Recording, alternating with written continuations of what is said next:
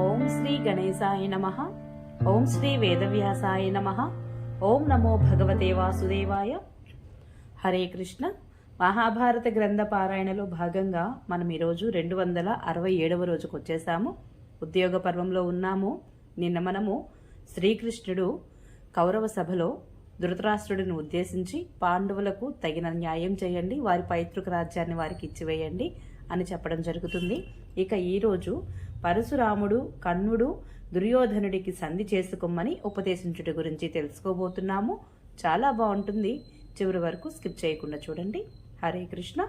వైశంపాయనుడు చెబుతున్నాడు, శ్రీకృష్ణుడు ఇలా పలుకగానే సభాసదులందరికీ రోమాంచం కలిగింది. వారు చకితులయ్యారు. వారికి మనసులలోనే రకరకాల ఆలోచనలు కలిగాయి. వారి నోటి వెంట మాత్రం ఏమీ సమాధానం రాలేదు. రాజులందరూ ఇలా మౌనంగా ఉండడం చూసి మహర్షి పరశురాముడు, రాజా, సందేహాలన్నీ విడిచిపెట్టి నేను చెప్పే సత్యం విను. అది నీకు నచ్చితే ఆచరించు. పూర్వం దంభోద్భవుడు అనే ఒక రాజు ఉండేవాడు. మహారథి చక్రవర్తి అయిన అతడు రోజు ప్రాతకాలం లేవగానే బ్రాహ్మణ క్షత్రియులను, బ్రాహ్మణ క్షత్రియ వైశ్య శూద్రులలో ఎవరైనా శస్త్రధారి నాతో సమానుడు కానీ నన్ను మించినవాడు కానీ ఉన్నాడా అని అడుగుతూ ఉండేవాడు. ఇలా అంటూ ఆ రాజు మిక్కిలి గర్వించి భూమిపై తిరుగుతూ ఉండేవాడు. రాజు యొక్క గర్వం చూసి కొంతమంది తాపసులైన బ్రాహ్మణులు అతనితో, సంగ్రామంలో అనేకులను ఓడించిన 2 మహాపురుషులు ఈ భూమిపై ఉన్నారు, వారితో నీవు ఎన్నటికీ సరిపోవు అన్నారు. అందుపై ఆ రాజు వారిని, ఆ వీరులు ఎక్కడ ఉన్నారు, ఎక్కడ జన్మించారు, ఏమి చేస్తూ ఉంటారు, అసలు వారెవరు అని అడిగాడు. వారు నరనారాయణులు అనే 2 మునులు. ఇప్పుడు వారు మనుష్యలోకానికి వచ్చి ఉన్నారు. నీవు వారితో యుద్ధం చేయి. వారు గంధమాదన పర్వతం మీద ఘోరమైన వర్ణించనలవి కాని తపస్సు చేస్తున్నారు అని చెప్పారు. ఆ రాజు ఈ మాటలను సహించలేకపోయాడు. అతడు వెంటనే గొప్ప పెద్ద సైన్యాన్ని సిద్ధం చేసుకొని వారి వద్దకు బయలుదేరాడు. గంధమాదనానికి వెళ్లి వారిని వెతకసాగాడు. కొద్దిసేపటిలోనే అతనికి ఆ 2 మునులు కనిపించారు. వారి శరీరంలో నరాలు కూడా పైకి కనిపిస్తున్నాయి. ఎండ, వేడి, గాలి భరిస్తూ ఉండడం వలన వారి శరీరాలు దుర్బలంగా ఉన్నాయి. రాజు వారి వద్దకు వెళ్లి పాదాలకు నమస్కరించి కుశలమడిగాడు.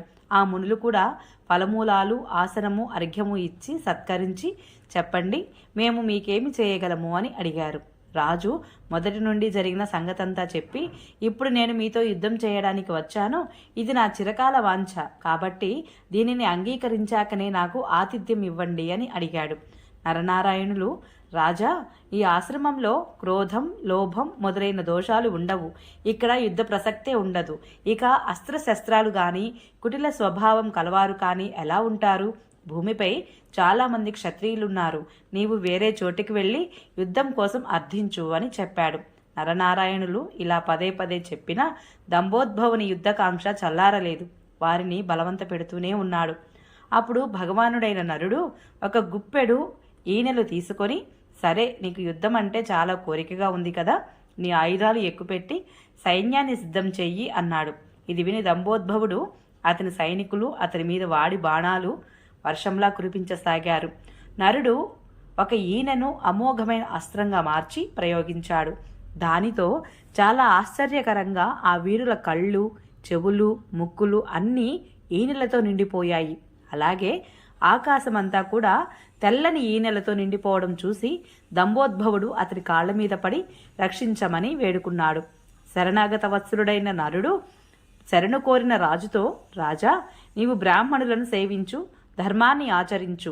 ఇలాంటి పని తిరిగి ఎన్నడూ చేయకు. నీవు బుద్ధిని ఆశ్రయించి లోభాన్ని విడిచిపెట్టు. అహంకార శూన్యుడవు, జితేంద్రియుడవు, క్షమాశీలుడవు, శాంతుడవు, మృదు స్వభావుడవు అయి ప్రజలను పాలించు. ఇక భవిష్యత్తులో నీకు ఎవరిని అవమానించకు అని చెప్పారు. అనంతరం దంభోద్భవుడు ఆ మునీశ్వరుల కాళ్లకు మొక్కి తన నగరానికి తిరిగి వచ్చాడు. చక్కగా ధర్మానుకూలంగా నడుచుకోసాగాడు. ఈ రీతిగా నరుడు అప్పుడు ఒక గొప్ప కార్యం నిర్వర్తించాడు. ఆ నరుడే ఇప్పుడు అర్జునుడు. కాబట్టి అర్జునుడు తన దివ్యమైన గాంధీవాన్ని ఎక్కుపెట్టి బాణాలు సంధించక మునిపే నీవు గర్వం విడిచి అర్జునుడిని శరణు వేడుకో. సర్వసృష్టికర్త, సర్వేశ్వరుడు, సర్వకర్మసాక్షి అయిన ఆ నారాయణుడు అర్జునుడికి సఖుడు. కాబట్టి యుద్ధంలో వారి పరాక్రమాన్ని సహించడం నీకు చాలా కష్టం. అర్జునుడిలో అగణితమైన గుణాలున్నాయి. శ్రీకృష్ణుడు అతని కంటే అధికుడు. అర్జునుడిని గుణాలతో నీకు చాలాసార్లు పరిచయం ఉంది. మునుపటి నరనారాయణులే నేడు అర్జునుడు, శ్రీకృష్ణుడు. వారిద్దరూ సర్వపురుష శ్రేష్ఠులు, గొప్ప వీరులని తెలుసుకో. నా మాటలు బాగున్నాయని నీవు అనుకుంటే, నా మీద సందేహం లేకపోతే నీవు సద్బుద్ధిని ఆశ్రయించి పాండవులతో సంధి చేసుకో అని ముగించాడు. ఆ తరువాత పరశురాముని మాటలు విని కణ్వుడు కూడా దుర్యోధనుడితో, లోకపితామహుడు బ్రహ్మ, నరనారాయణులు వీరు అక్షయులు, అవినాశులు. అదితి యొక్క పుత్రులలో విష్ణువే సనాతనుడు, అజేయుడు, అవినాశి, నిత్యుడు, సర్వేశ్వరుడు. వీరు తప్ప చంద్రుడు, సూర్యుడు, పృథ్వీ, జలం, వాయువు, అగ్ని, ఆకాశం, గ్రహాలు, తారలు ఇవన్నీ వినాశ కారణాలు కలిగినప్పుడు నాశనమవుతాయి. ప్రపంచానికి ప్రళయం వచ్చినప్పుడు ఇవన్నీ ముల్లోకాలను విడిచి నశించిపోతాయి. తిరిగి సృష్టి ఆరంభమైనప్పుడు మళ్ళీ మళ్ళీ పుడుతూ ఉంటాయి.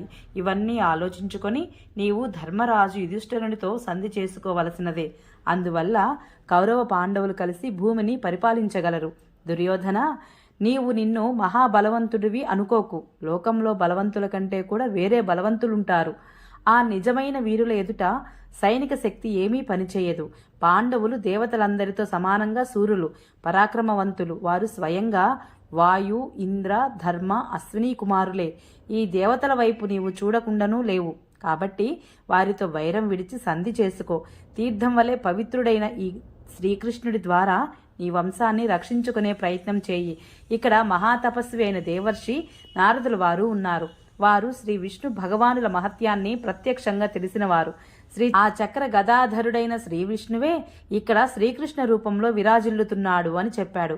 కణ్వ మహర్షి మాటలు విని దుర్యోధనుడు దీర్ఘంగా ఊపిరి తీయసాగాడు. చూపు పైకి లేచింది. అతడు కర్ణుడి వైపు చూసి గట్టిగా నవ్వాడు. ఆ దుష్టుడు కణ్వుని మాటలను ఏమాత్రం లక్ష్యపెట్టక చేతితో తాళం వేస్తూ, మహర్షి, జరిగేదేదో నా గతి ఎలా ఉందో దానికి అనుసరించే ఈశ్వరుడు నన్ను సృష్టించాడు. నా నడత కూడా అలానే ఉంటుంది.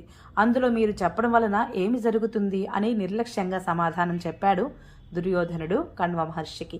ఓం నమో భగవతే వాసుదేవాయ. ఈరోజు పారాయణ ఇంతటితో సమాప్తం. రేపు మనము శ్రీకృష్ణుడు దుర్యోధనుడికి నచ్చ చెప్పుట గురించి తెలుసుకుందాము. ఈ వీడియో మీకు నచ్చినట్లయితే please subscribe my channel, like, share, comment please. Thank you.